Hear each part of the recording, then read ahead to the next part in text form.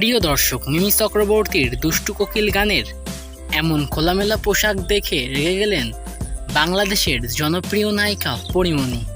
কিন্তু হঠাৎ করে কেন নায়িকা পরীমনি মিমি চক্রবর্তীর এমন খোলামেলা পোশাক দেখে রেগে গেলেন? দর্শক, পুরো খবরটি বিস্তারিত জানতে ভিডিওটি এক মুহূর্ত না টেনে প্রথম থেকে শেষ পর্যন্ত দেখতে থাকুন। মিমি চক্রবর্তীর দুষ্টু কোকিল গান নিয়ে সমালোচনার শেষ নেই। এবার মিমি চক্রবর্তীকে নিয়ে সমালোচনা করলেন নায়িকা পরীমনি। মিমি চক্রবর্তী যে পোশাকে অভিনয় করেছে তা খুবই বাজে ছিল। আমরাও তো সিনেমায় অভিনয় করি, আমরা তো এত খোলামেলা পোশাকে সিনেমায় অভিনয় করিনি। কিন্তু কেন মিমি চক্রবর্তী এমন খোলামেলা পোশাকে সিনেমায় অভিনয় করলো?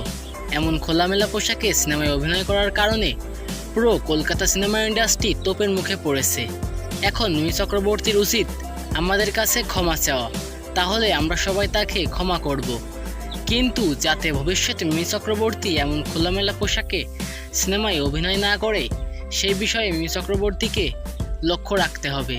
তো বন্ধুরা, মিমি চক্রবর্তীকে নিয়ে নায়িকা পরীমনির এমন মন্তব্য আপনাদের কাছে কেমন লাগলো তা অবশ্য কমেন্টস করে জানাবেন।